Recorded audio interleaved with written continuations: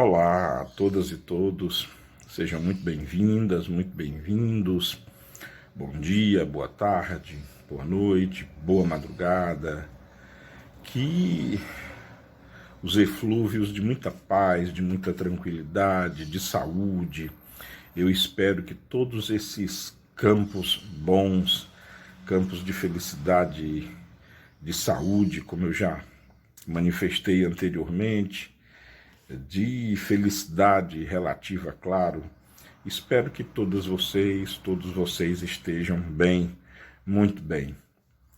Sejam bem-vindas, sejam bem-vindos à nossa 29ª aula do nosso estudo da obra A Gênese, do Allan Kardec, onde passaremos aqui 1 hora, mais ou menos, debatendo assuntos relevantes, importantes, significantes e que nos causam profundo interesse com relação à origem, do que trata a Gênese, origem, e já estamos vendo o arcabouço geológico da Terra, estamos vendo como desenvolveu-se o nosso planeta, a nossa linda joia azul singrando esse espaço infinito.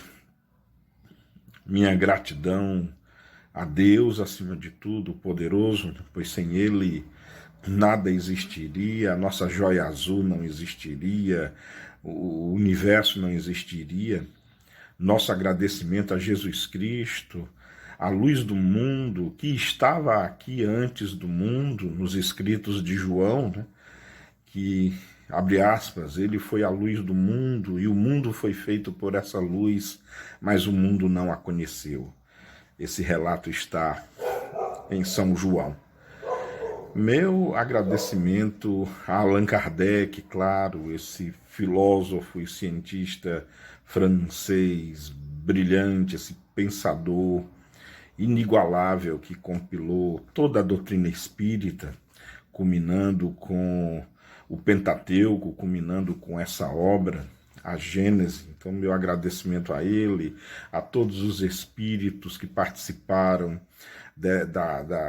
que ditaram dessa obra, enfim, que participaram com suas mensagens, opiniões e orientações que nos são utilíssimas. Meu agradecimento ao Lar dos Humildes, como sempre, essa plataforma que nos mantém, que torna possível a efetivação desses vídeos, né? O nosso novo presidente, o mestre que tem nos conduzido já em outras passagens, em outros momentos, né? O mestre Alcides, que com a sua sabedoria, com a sua experiência, tem conduzido o nosso grupo espiritual, por assim dizer, com muita diligência, com muita sabedoria. O Neto, seu vice-presidente, presidente anterior, que nos conduziu também com muita diligência, com muita parcimônia, com muita criatividade também. A equipe técnica que faz com que esses vídeos sejam possíveis, né? O Jerry, o Jean, o Diego, enfim, as mentes digitais que estão por trás destes trabalhos. E o meu obrigado também, o meu agradecimento a vocês. Na verdade, vocês são a base, vocês são o objetivo, aliás, o alvo principal, claro, o alvo primevo dessa obra. Nós já estamos entrando no 29º vídeo. Eu estou gravando hoje é uma quarta-feira, dia 16 de dezembro de 2020, já caminhando para as festividades natalinas, de festejos de Ano Novo, o mundo ainda em plena pandemia, os números aqui no Brasil especificamente, só aumentando, não só em número de casos da Covid, mas em número de óbitos também. Infelizmente, muitas pessoas ainda sem responsabilidade, ainda circulando, muitas sem necessidade. Claro que há aquelas que precisam trabalhar, que precisam sair realmente de casa para ganhar o seu pão, mas há também muitas que se conglomeram não para trabalhar, mas para o mero desvario da diversão irresponsável, da diversão sem necessidade, principalmente neste momento em que estamos vivendo, no qual nos traz se nos apresenta no horizonte não menos que umas 4 vacinas que já estão se apresentando promissoras, né? Não custa nada aguentar mais um pouco. Eu sei que desde março desse ano o mundo mudou completamente, o nosso estilo de vida mudou completamente. Porém, não faz sentido termos passado por tudo que passamos e jogarmos fora todo o nosso esforço agora no finalzinho, agora que as vacinas já estão aí, já estão começando a aparecer. Que tenhamos calma, que possamos utilizar da lei de amor, porque quando nós estamos nos protegendo, no caso de uma doença como essa, a Covid-19, quando estamos nos protegendo, estamos protegendo o próximo também. Estamos protegendo aqueles que amamos, estamos protegendo muitas vezes até aqueles que nem sequer conhecemos. Então, paciência, eu peço a todas e todos. Evitem sair de casa, se possível, claro. Mas se for necessário sair de casa, que cada um possa sair com muita segurança. Use a máscara quando sair de casa. Higienizem as mãos sempre que possível, o tempo todo com álcool em gel, lavem bastante as mãos com água e sabão, evitem a proximidade física. Eu sei que é um momento difícil para isso, as confraternizações nos chamam, a atração natural ao núcleo familiar, aos familiares, chama também ao envolvimento e à reunião. Mas pensemos o seguinte: será que não vale a pena abrir mão de uma confraternização, tendo à frente tantas e tantas e tantas outras que virão? Será que não vale a pena, muitas vezes, em certos casos, abrir mão de um encontro familiar, aguardar um pouquinho, afinal de contas é só uma vez, para que possamos livremente, sem medo, sem corrermos o risco de infectar alguém ou de sermos infectados? Será que não vale a pena abrir mão desse encontro, dessa confraternização, dessa reunião de fim de ano, no afã e no objetivo luminoso de salvar vidas? Quem sabe, fazendo isso, você, caro ouvinte, pode muito bem estar salvando não só a sua vida, mas a vida daquele e ou daquela que você ama. Pense nisso. Pense em mim. Não caiam no verbo daqueles que não acreditam nesse vírus nem nessa doença.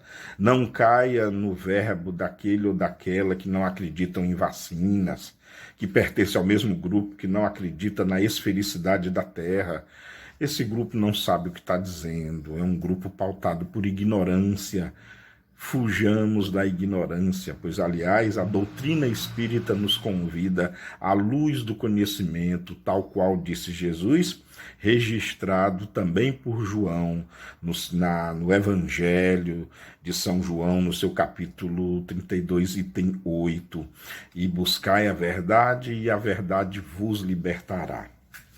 Então, iniciando a nossa 29ª aula, eu creio que vale a pena, na nossa videoaula 28, nós encerramos um pouquinho acerca e da abordagem sobre fósseis.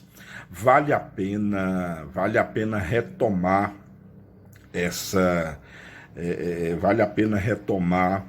esse eixo, essa análise sobre o que vem a ser um fóssil, né? O próprio livro do A Gênese, onde nós estamos estudando, faz uma nota no seu item 8, a propósito, para que cada um possa se localizar. Nós estamos dando continuidade no livro A Gênese, capítulo 7, que é o esboço geológico da Terra. Estamos, na verdade, num comentário que está contido no item 7.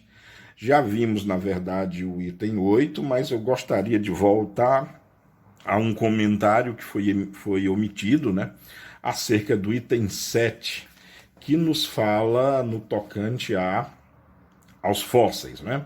E ele nos diz o seguinte: na verdade um detalhamento mais geológico acerca de fósseis. E é muito importante para a nossa compreensão de datações, de datadologia, de determinação de idade de seres que já viveram antes das eras históricas. Enfim, o comentário nos diz o seguinte: fóssil, do latim fossilias, derivado de fossa, que quer dizer cavar, escavar a terra. É uma palavra, né, fóssil, é uma palavra que em geologia se emprega designando corpos ou despojos de corpos orgânicos de seres que viveram anteriormente às épocas históricas. Por extensão, diz-se igualmente das substâncias minerais que revelam traços da presença de seres organizados, quais as marcas deixadas por vegetais ou animais. O termo petrificado se emprega relativamente aos corpos que se transformaram em pedra pela infiltração de matérias silicosas ou calcárias nos tecidos orgânicos. Todas as petrificações necessariamente são fósseis, porém nem todos os fósseis são petrificações. Nos objetos que se revestem de uma camada pedregosa, quando mergulhados em certas águas carregadas de substâncias calcárias, como as do regato de Saint-Arlies, perto de Clermont, no Auvergne, na França, não são petrificações propriamente ditas, porém simples incrustações. Os monumentos, inscrições e objetos produzidos por fabricação humana, esses pertencem à arqueologia. Bom, aqui nessa nota de Kardec, muito interessante, primeiro ele define com muita clareza geológica a questão do que seria o fóssil. O fóssil ele é basicamente quando um organismo animal ou vegetal, ele perece, né? ele é sacrificado, ele morre, e ele fica então depositado naquele leito, naquele terreno, e ao longo do tempo, se esse corpo não é retirado, ao longo do tempo, como nós já vimos na videoaula anterior, ocorre o fenômeno da estratificação, camadas geológicas são sobrepostas em camadas geológicas, então esse corpo de um dado animal ou de um dado vegetal, ele acaba sendo recoberto por uma camada rochosa, ou de arenito, ou de silicato, ou de calcário, vai depender aí das características de formação e de componentes químicos do substrato, ou do tipo de rocha, ou do tipo de arenito que recobriu esse organismo animal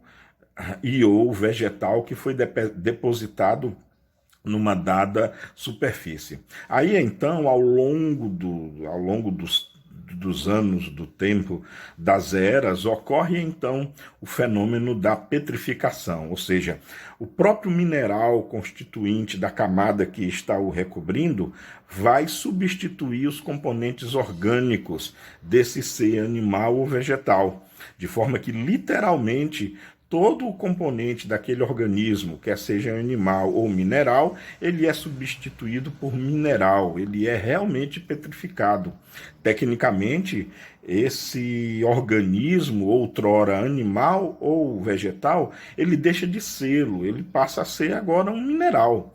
Porém, isso é fantástico, porque nesse processo de mineralização, ele, né, o animal ou o vegetal, deixa então sua marca indelével, deixa sua marca imperecível ao longo de eras e eras e eras, e no futuro, quando seres dotados de consciência, técnica, ciência e tecnologia, quando os descobrem, e aí, como já desenvolvemos grandes técnicas de datação, quer seja por carbono 14, quer seja por algum outro processo de datação, e principalmente, e aí é onde é o mais extraordinário, porque quando o mineral torna esse organismo vegetal ou mineral petrificado, a forma, o formato em detalhe daquele organismo, perdão, ele fica intacto, e aí dá para ver claramente do que ele foi formado, qual era a sua constituição morfológica, os traços do corpo, como era o corpo, como eram os dentes, como eram a estrutura dos ossos, enfim, como era a sua estrutura morfológica, nos deixando claramente uma espécie de como se fosse como se fosse literalmente uma fotografia tridimensional daquele indivíduo, animal ou vegetal, que viveu naquela determinada época. E isso é muito interessante porque, lembrando como a estrutura da Terra ela é feita em camadas, e como cada camada tem uma idade diferente, e aí nós podemos agora associar o fato de que cada camada geológica, cada camada estratificada possui uma idade diferente, e como em cada camada geralmente só aparece um tipo de fóssil, então você pode muito bem associar que naquela época, naquela idade, daquele tipo de camada, daquele tipo de estratificação, existia aquele tipo de animal ou aquele tipo de planta, de vegetal. Se por acaso em camadas diferentes, com idades de eras geológicas diferentes, nós registramos o aparecimento do mesmo tipo de fóssil, do mesmo tipo de ser, de novo, quer seja animal, quer seja vegetal, significa isso sim, que esse indivíduo, esse tipo de espécie, viveu durante aqueles períodos. Então é fascinante como realmente as rochas, as camadas estratificadas, elas guardam o registro daquilo que viveu em sua época. Na nota que o Kardec redigiu, vale lembrar também para que nós não confundamos com a matéria-prima da arqueologia, que aí são coisas, são artefatos criados, manufaturados pelo ser humano. Às vezes você está escavando, né, os geólogos ou arqueólogos estão escavando aí as entranhas da Terra, ou os paleontólogos também estão escavando, e às vezes o que se encontra é uma medalha, um amuleto, um jarro, uma porcelana, às vezes uma cidade inteira, um muro, uma construção. Aí, claro, já não se trata de fóssil, e sim de um objeto arqueológico, que aí já não representa um ser vivo, nem de natureza vegetal e nem, obviamente, de natureza animal, mas trata outro sim de algo manufaturado pelo ser humano. Bom, acho que ficou bem claro, né, o que seriam então os fósseis. Visto isso, nós podemos ir aqui ao item 9, que já de posse do conhecimento prévio, né, que acabamos de ver do que seriam os fósseis, podemos agora continuar.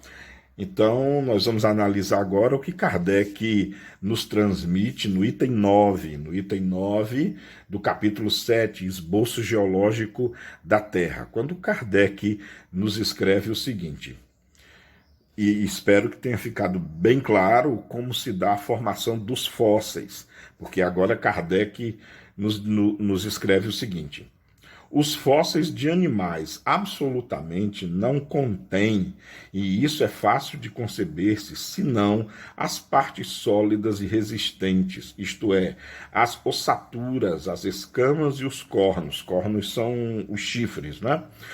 São não raro esqueletos completos. As mais das vezes, no entanto, são apenas partes destacadas, mas cuja procedência facilmente reconhece-se. Examinando-se uma queixada, um dente, logo se vê se pertence a um animal herbívoro ou carnívoro.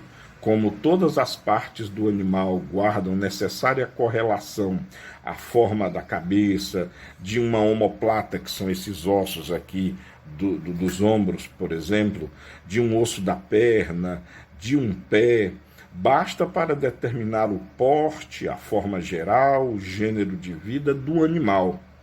Animais terrestres têm uma organização que não permite sejam confundidas ou confundidos com os animais aquáticos. São extremamente numerosos os peixes e os moluscos testáceos fósseis. Só estes últimos formam, às vezes, bancos inteiros de grandes espessuras. Pela natureza deles, verifica-se sem dificuldade que se são animais marinhos ou de água doce. Bom, aqui como nós já dissertamos sobre os fósseis, aqui como nós falamos anteriormente, que fica bem claro através da fossilização dos organismos, que claro, esse processo de mineralização se dá nas partes mais duras, nas partes mais densas do organismo, que há tempos jaz lá numa dada camada estratificada. Claro que as partes moles, as vísceras, a parte cutânea, geralmente, essa é dissolvida no próprio ambiente, são consumidas pelas bactérias, muitas vezes, às vezes, consumida por outros minerais. Então é óbvio que o que vai sobrar são as partes duras, as partes com maior densidade, as partes dotadas de muito cálcio, que são os ossos ou as carcaças com uma grande quantidade de material mais denso. E isso já é vantajoso, essa forma da natureza também preservar esses organismos, porque, como Kardec acabou de falar, na verdade, sobre paleontologia, fica muito claro a determinação através do formato dos ossos, através do formato dos dentes. Nós sabemos, por exemplo, que pela dentição, pela análise da dentição do animal, nós sabemos que tipo de hábitos alimentares provavelmente esse animal tinha, se era herbívoro, se era carnívoro, pelo tipo de estrutura óssea da parte abaixo do tórax, ou seja, na parte ventral, verifica-se como era a estrutura do aparelho digestivo de tal indivíduo, e aí também se intui acerca dos hábitos alimentares dele, né? No final do item 9, Kardec fala sobre camadas imensas formadas por moluscos dotados de uma carcaça calcária, uma carcaça não é calcária, com muito dejetos de cálcios. Às vezes, estruturas imensas concentradas num só lugar, com espessuras de metros a quilômetros, denota que ali, esses moluscos, como são seres aquáticos, com certeza viveram e morreram no leito de algum rio, de algum mar, de algum oceano, enfim, no leito de alguma estrutura aquática. Há uma nota também aqui do Kardec, quando ele fala que essa nota é referente ao item que acabamos de analisar, o item 9, né? No ponto a que George Cuvier levou a ciência paleontológica, um só osso basta frequentemente para determinar o gênero, a espécie e a forma de um animal, seus hábitos e para o reconstruir todo inteiro.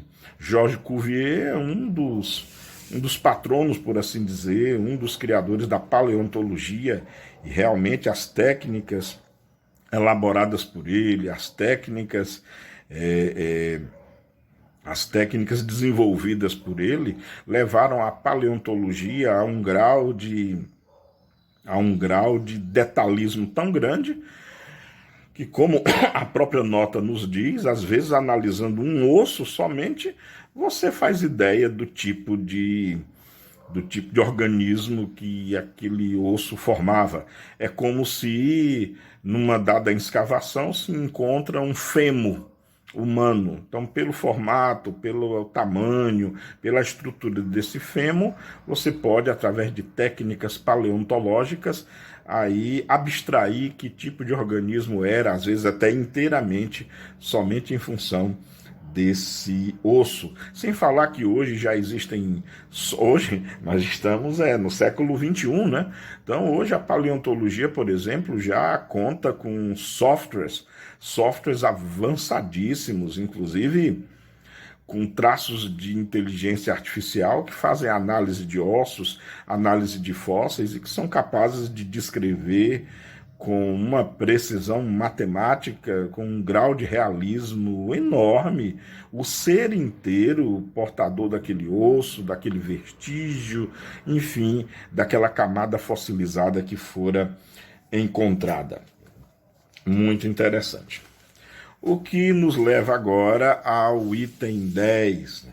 O item 10, ainda do capítulo 7, que versa sobre mais da estrutura das rochas, né? Na verdade, os fósseis são rochas também, tecnicamente, mineralogicamente falando, parece trava-língua, mineralogicamente falando, os fósseis são rochas, né? Então, continuando ainda acerca de rochas, no item 10, Kardec nos fala sobre os seixos, aquelas pedras lisas muito bonitas que tem geralmente nos rios, riachos, enfim, encontra-se nos mares também, nas praias, aquelas pedras lisas, bonitas, de feições muito cristalinas, que muitos usam para adornar a estrutura residencial e por aí vai.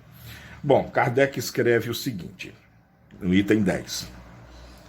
Os seixos rolados que em certos lugares formam rochas formidáveis constituem inequívoco indício da origem deles. São arredondados como os calhaus de beira-mar, sinal certo do atrito que sofreram por efeito das águas. As regiões onde eles se encontram enterrados em massas consideráveis foram incontestavelmente ocupadas pelo oceano ou durante longo tempo por outras águas movediças ou violentamente agitadas. Como nós já falamos, né? A estrutura dos seixos, aquelas pedras lisas, elas têm essa forma característica pelo processo de fricção, pelo processo de rolagem, né? Pelo processo da impulsão através do curso do rio, através do curso do riacho, através das marés, né? No caso do mar, quando você está passeando na beira do mar, procurando aqueles búzios, aquelas conchinhas, e essas pedras que são lisas, elas são, e verifica isso visualmente, claramente, quando a maré vem, quando a onda vem, ela empurra essas pedras, quando a maré volta, quando a onda volta, ela traz as pedras de volta, de maneira que a dinâmica, a mecânica desses meios funcionam como rolagem, né? O líquido, o fluido aquático, o fluido d'água, quer seja dos oceanos, dos mares, quer seja do rio, do riacho, fazem rolar essas pedras, e aí com o tempo, né, depois de muito tempo, elas adquirem essas formas muito bonitas, né? As formas dos seixos.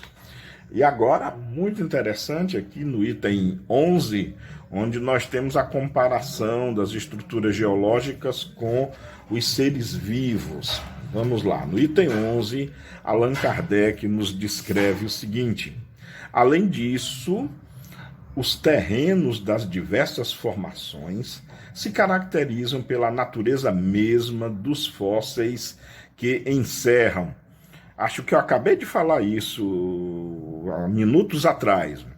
Cada estratificação, cada formação geológica contém o seu próprio tipo de fóssil correlacionado àquela era, correlacionado àquela idade. Continuando. As mais antigas contêm espécies animais ou vegetais que desapareceram inteiramente da superfície do planeta. Também desapareceram algumas espécies mais recentes. Conservaram-se, porém, outras análogas que apenas diferem daquelas pelo porte e por alguns matizes de forma. Outras, finalmente, cujos últimos representantes ainda vemos, tendem evidentemente a desaparecer em futuro mais ou menos próximo, tais como os elefantes, os rinocerontes, os hipopótamos, etc. Assim, à medida que as camadas terrestres se aproximam da nossa época, as espécies animais e vegetais também se aproximam das que hoje existem. Muito interessante aqui, já nessa época, né, nós vamos esquecer que a publicação da primeira publicação do livro A Gênese, né, data de 1868. Então nós estamos estudando textos produzidos por Allan Kardec, de meados do século XIX, né? Na verdade, ele escreveu esses textos ao longo, desde até antes de 1857, ao longo da confecção de toda a doutrina espírita. Ele deixou a Gênese como o último livro, porque exatamente ele tem essa natureza científica, tem essa natureza de um olhar lúcido por tudo aquilo que a doutrina já havia ensinado. E é interessante e, sobretudo, muito triste verificar que já naquela época já se tinha em visualização a extinção de espécies como o rinoceronte, o elefante, o hipopótamo. Hoje nós sabemos que realmente espécies de elefantes já foram extintas, espécies de rinocerontes já foram extintos, como os rinocerontes brancos. Muitas outras espécies ainda estão em risco de extinção, infelizmente não por fenômeno natural. Não é que a natureza tenha escolhido os elefantes para serem extintos, como ela escolheu, por exemplo, há aproximadamente 65 milhões de anos, os dinossauros foram escolhidos para a extinção. Dessa vez, infelizmente, o ser humano é que é o causador dessa extinção. Os elefantes e rinocerontes estão realmente à beira da extinção, em função da caça predatória, em função de seres humanos ávidos por dinheiro e que matam elefantes por o único objetivo de se retirar o marfim para se fabricar móveis, teclas de pianos e outros artefatos domésticos. Os rinocerontes que são massacrados, que são mutilados para se retirar aquele chifre proeminente, conhecido que ele tem na sua cabeça, aquele chifre que na verdade não é ósseo, é de pelo, e se tira aquele chifre, muitas vezes com um animal vivo, eles cortam. Imagina a dor que aquele animal sofre, Em muitos programas de televisão vemos esses animais mutilados com o único objetivo do dinheiro, do ser humano ganhar dinheiro. Realmente, e fica aí a mensagem que pode parecer piegas, né? Mas até quanto tempo nós iremos extinguir espécies inteiras só por causa do dinheiro? Só por causa do dinheiro. Até quando a humanidade vai continuar achando que dinheiro é tudo?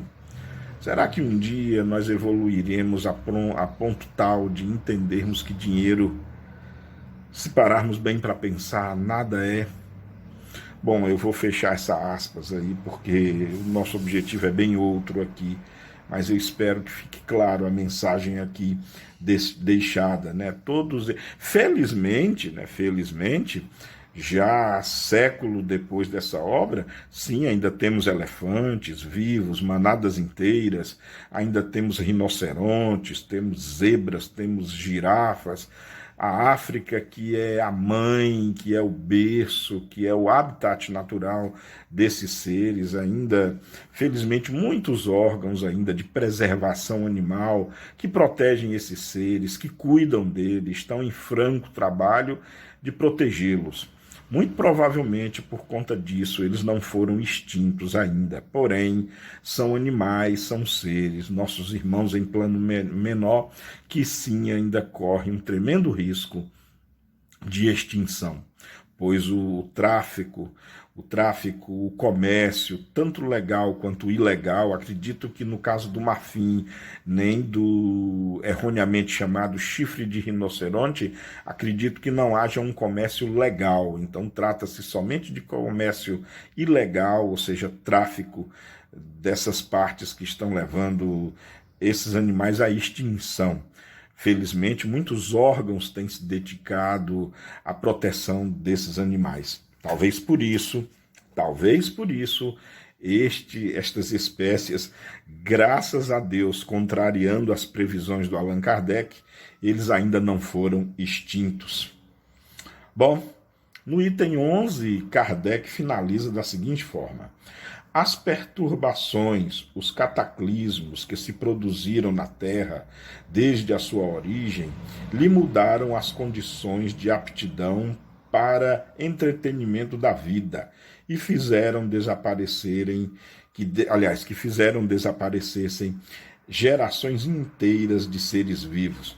Claro, a Terra já passou por inúmeras catástrofes, por inúmeras intempéries, por condições climáticas, atmosféricas, enfim, terremotos, erupções vulcânicas gigantescas, quedas de meteoros, de asteroides, inclusive a teoria hoje mais aceita é de que a extinção dos dinossauros tenha sido provocada pela queda de um asteroide que há 65 milhões de anos teria caído ali na região mais ou menos onde hoje se encontra o México e teria causado a extinção de quase toda a vida na Terra. Aliás, ao longo de toda a história do nosso planeta, nós já passamos, se eu não me engano, por 5 grandes extinções em massa. Nós vamos abordar cada uma dessas extinções no tempo certo, mas ao que tudo indica, as pesquisas levam a crer que nós já passamos ao longo aí dos nossos 3 bilhões e 800 milhões de história de vida. Claro, estou me falando desde a história da vida unicelular até o aparecimento do ser humano. Já passamos aí, ao que tudo indica, por uns 4, pelo menos 4 e no máximo 5 extinções em massas. Estudaremos isso no devido tempo. Bom, no item 12, muito interessante, que fala sobre as mudanças nas camadas da Terra.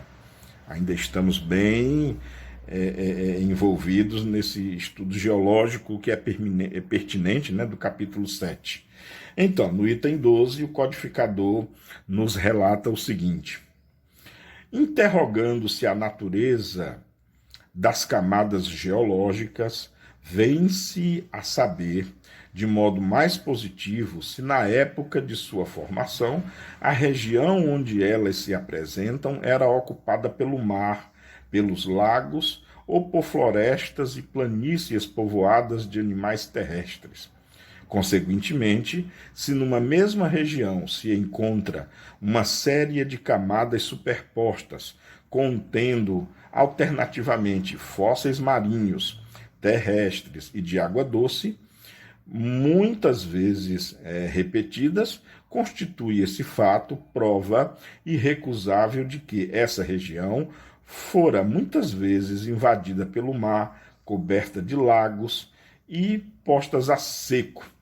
E aqui é óbvio, né, como já falamos anteriormente, as camadas estratificadas contendo o registro fóssil dos animais que já povoaram aquela camada, se numa mesma região nós temos registro fósseis de animais marinhos e de animais terrestres em épocas intercaladas, é óbvio que essa mesma região já foi banhada pelo mar, ou banhada por um rio, lago, ou mesmo já esteve em regime seco. E isso é muito contundente, é muito lógico e factual. Isso não é teoria, é fato, portanto, verdadeiro. As perturbações, continuando o item 12, né? E quantos séculos de séculos, certamente, quantos milhares de séculos, talvez, não foram precisos para que cada período se completasse? Que força poderosa não foi necessária para deslocar e recolocar o oceano, levantar montanhas? Por quantas revoluções físicas, comoções violentas não teve a terra de passar antes de ser qual havemos desde os tempos históricos, e queresse que tudo isso fosse obra executada em menos tempo do que o que leva uma planta para germinar. E aqui Kardec termina esse item, o item 12, com um ponto de exclamação, quando eu repito aqui, e queresse que tudo isso fosse obra executada em menos tempo do que o que leva uma planta para germinar. Aqui Kardec está claramente fazendo uma crítica aos textos bíblicos, na verdade, a Gênese mosaica, né? Quando dá a formação da terra e tudo que nela há em 6 dias, os famosos dias da criação. Enquanto que, se você colocar um grãozinho de milho na terra para fazê-lo germinar, isso não vai acontecer em menos de semanas, né? Então fica a belíssima comparação. Se para germinar um grão de feijão, um grão de milho, uma semente, você leva às vezes semanas, como você vai entender que essas eras, essas modificações, como você vai entender, por exemplo, em função do que acabamos de averiguar, de estudar, como uma região, por exemplo, que antes estava no interior dos oceanos e depois passou a ser coberto por florestas, e depois passou de repente a ser um deserto, e que depois sucessivamente passou a abrigar um rio. Como isso pode ter acontecido em menos de um dia? Como isso pode ter acontecido, então, em meros conjuntos de 24 horas? Deixa bem claro, isso nos deixa muito claro, naturalmente, que esse período da Gênese bíblica, esse período de seis dias, na verdade é um período de tempo alegórico, é um período de tempo poético, principalmente quando, colhendo através das sábias palavras e dos estudos maravilhosos do especialista em Antigo Testamento e, sobretudo, da Gênese bíblica, o doutor Severino Celestino, quando ele, inclusive, nos mostra que o livro da Gênese é, na verdade, uma música, é musicado, é uma canção, é então algo, apesar de muitas verdades ali contida, é claro que não se pode levar ao pé da letra, não se pode levar, enfim, ipsis literi o que está contido lá naqueles textos. Mas, enfim, falaremos sobre isso também em outra época. Bom, indo agora para o item 13, que aí já falando um pouquinho sobre as eras geológicas, na verdade só comentando, só introduzindo, né? Allan Kardec descreve assim no item 13: o estudo das camadas geológicas atesta, como já se disse, formações sucessivas que mudaram o aspecto do globo e lhe dividem a história em muitas épocas, que constituem os chamados períodos geológicos, cujo conhecimento é essencial para a determinação da gênese. São em números de 6 os períodos principais, ou os 6 períodos principais designados pelos nomes de período primário, de transição, secundário, terciário, diluviano, pós-diluviano ou atual. Os terrenos formados durante cada período também se chamam terrenos primitivos de transição, secundários, etc. Diz-se, pois, que tal ou tal camada ou rocha, tal ou tal fóssil, se encontram nos terrenos de tal ou tal período. Bom, depois nós faremos uma atualização em detalhe sobre esse aspecto, acredito que nos itens seguintes, mais lá para frente, mas é que é preciso que cada um entenda que a história da Terra é muito antiga. O tempo de vida da Terra, 4 bilhões e 600 milhões de anos, é um tempo gigantesco, é um tempo muito grande. Não dá para contar a história da Terra em meros anos. São 4 bilhões e 600 milhões de anos, é muito tempo, é um tempo que é difícil até de compreender. Então a ciência, a geologia, ela divide esse período primeiro em éons. Então o que são éons? São períodos de tempo que varia aí em mais de 2 bilhões de anos, mais de 2 bilhões de anos. Aí você tem o éon hardiano, o éon arqueano, o éon fanerozoico. O éon fanerozoico, inclusive, é o éon a qual nós pertencemos. Cada éon, então a história da Terra é dividida em 4 éons, é o hardiano, o arqueano, há um outro entre o arqueano e o fanerozoico, eu não estou me lembrando agora, mas nós chegaremos a estudar em detalhes cada um desses éons.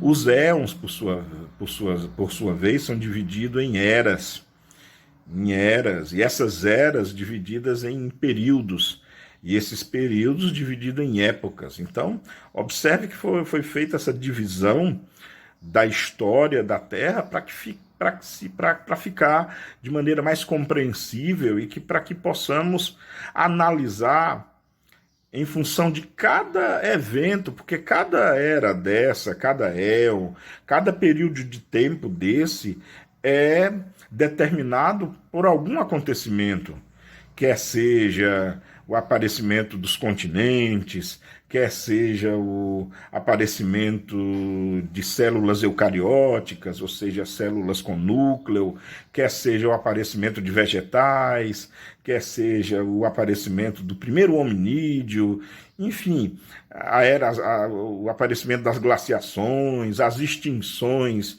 as 5 ou 4 extinções que aludimos anteriormente, muito superficialmente. Então, muita história tem para contar ao longo desses 4 bilhões e 600 milhões de anos. Então, realmente, a geologia divide de maneira muito didática, de maneira muito clara, de maneira muito interessante essas eras da Terra. Fiquem tranquilas e tranquilos que nós analisaremos cada um desses períodos no tempo correto. E aí no item 14, Allan Kardec nos descreve o seguinte: cumpre-se note que o número desses períodos não é absoluto, pois depende dos sistemas de classificação. Nos 6 principais mencionados acima, só se compreendem os que estão assinalados por uma mudança notável e geral no estado do planeta. Mas a observação prova que muitas formações sucessivas se operaram enquanto durou cada um deles. Por isso é que são divididos em 6 períodos caracterizados pela natureza dos terrenos e que elevam a 26 o número das formações gerais bem assinaladas, sem contar os que provêm de modificações devidas a causas puramente locais. Bom, aqui é a visão geológica da época do Kardec. Não esqueça que Kardec não conhecia tudo. Na verdade, Kardec não conhecia algo que veio não só a contribuir, mas o que veio a mudar a visão geológica do mundo, que foi a tectônica de placas, e Kardec não tinha esse conhecimento, porque a prova cabal, e na verdade os primeiros indícios da tectônica de placas foram descobertos em 1968. Então, muito tempo já depois, quase 100 anos depois da morte de Allan Kardec. Então, ele não conhecia esses detalhes. Hoje, as eras geológicas, percebe-se aqui que Kardec não conhecia a ideia dos éons, não conhecia essa estratificação entre éons, eras, períodos e épocas. Na verdade, a geologia estava no seu início, né? Estava também na sua gênese. Mas nós, sim, que já estamos aqui em 2021, já acumulando tremendo conhecimento, sim, chegaremos a verificar todas essas coisas. E aí, dando início no capítulo 7, ao assunto Estado Primitivo do Globo. Estado Primitivo do Globo. Vamos começar a estudar isso. Pessoal, quando a Terra foi formada, quando a Terra teve a sua gênese, há 4 bilhões e 600 milhões de anos, eu creio que nós já comentamos isso na aula anterior. Ela foi formada por justaposição, por atração gravitacional da protosfera solar, né? Na época em que o nosso Sol estava sendo formado, no seu disco solar havia acúmulo de matéria. Essa matéria ganhou torque, ou seja, rotação. Mais matéria foi sendo agregada, e aí a rotação aumenta, a pressão vai aumentando, bombardeio constante de outros tipos de matéria, fazendo com que a temperatura desse conglomerado de matéria vá aumentando em função de impactos, em função da própria natureza de alto teor térmico do início da sua formação. O fato é que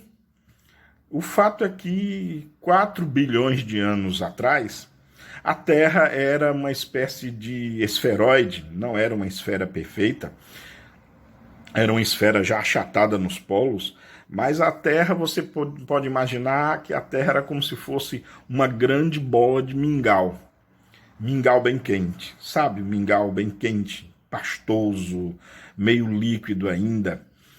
E esse mingau, essa bola de mingau, estava orbitando o Sol no espaço sideral, né? E o espaço é frio, é muito frio. E pelas leis da termodinâmica, pelas leis da termometria, quando nós temos uma diferença de temperatura, um corpo quente em contato com um corpo frio, o calor ele é transferido do corpo quente para o corpo frio. E assim era a situação da Terra, que na verdade ainda é um pouco nos dias de hoje. Pois, como nós veremos, a Terra ainda é uma bola incandescente.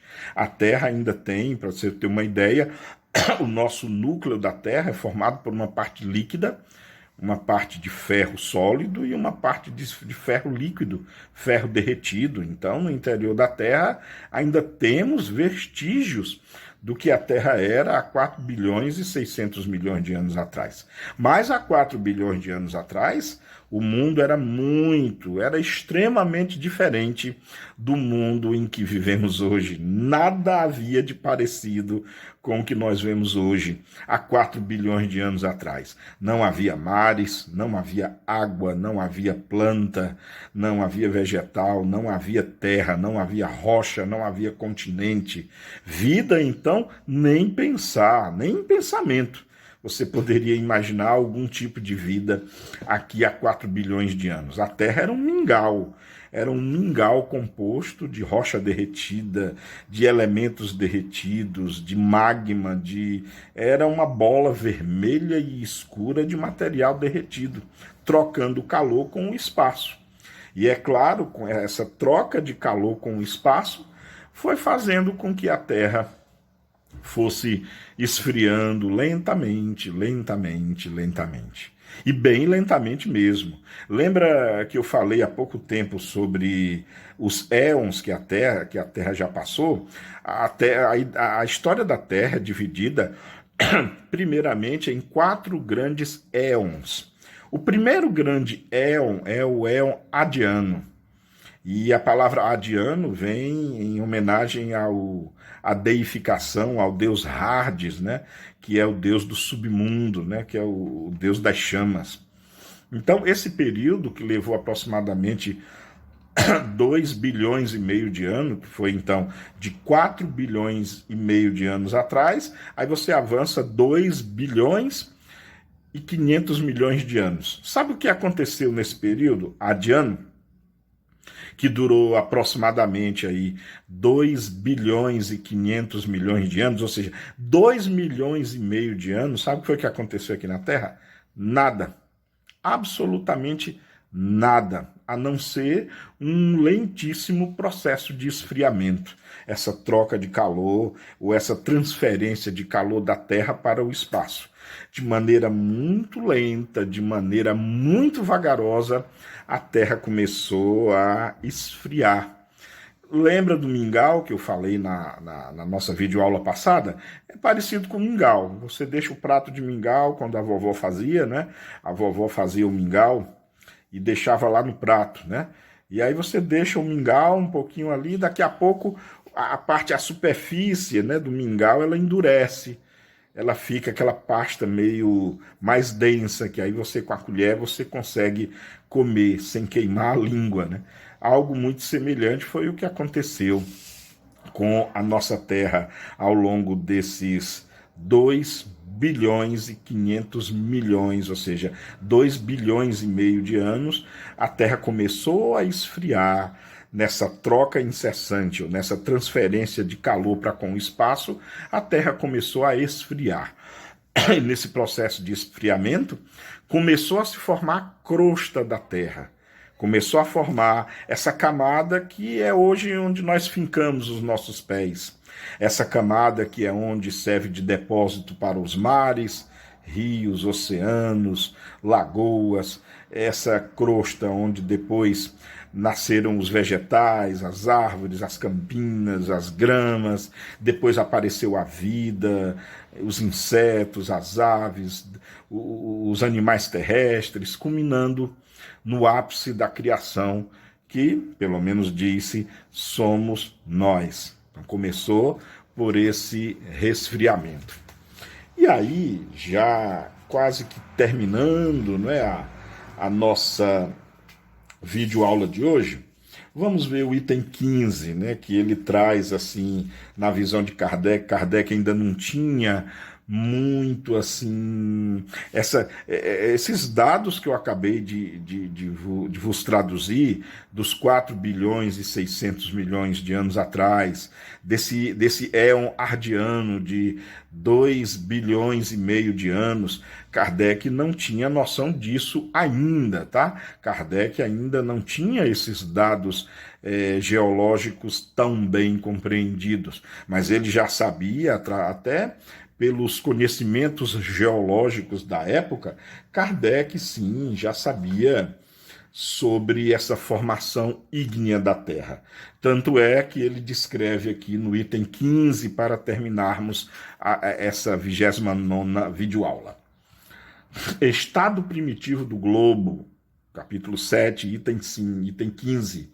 O achatamento dos polos e outros fatos concludentes são indícios certos de que o estado da Terra, na sua origem, deve ter sido o de fluidez ou de flacidez, estado esse oriundo de se achar a matéria ou liquefeita pela ação do fogo ou diluída pela água. Observe que ainda se considerava a existência de água no princípio da Terra, ainda talvez resquícios da visão bíblica. Costuma-se dizer proverbialmente que não há fumaça sem fogo. Rigorosamente verdadeira, esta sentença constitui uma aplicação do seguinte princípio: não há efeito sem causa. Pela mesma razão, pode-se dizer, não há fogo sem foco. Ora, pelos fatos que se passaram ou que se passam sob as nossas vistas, não é apenas fumaça o que se produz na Terra, mas um fogo bastante real, que há de ter um foco. Vindo esse fogo do interior do planeta e não do alto, o foco lhe há de estar no interior, e como o fogo é permanente, o foco também o há de ser. O calor, cujo aumento é progressivo à medida que se penetra no interior da Terra e que a certa profundidade chega a uma temperatura altíssima, as fontes térmicas, tanto mais quentes quanto mais profundas, lhe está a nascente.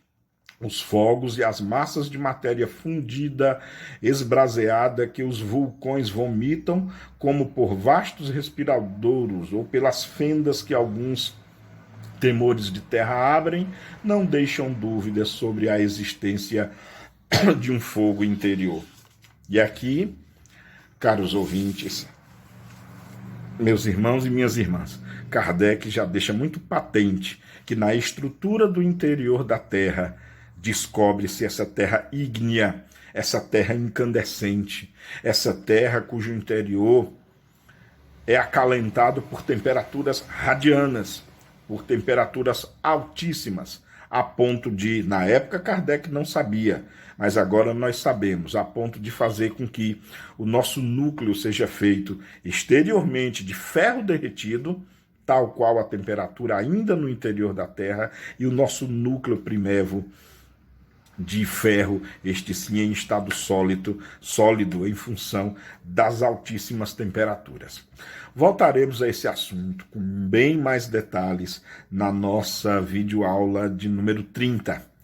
Aqui nós nos despedimos temporariamente, até a nossa 30ª aula. Até lá, paz e bem, beijo no coração de todas e todos. Que Deus nos abençoe.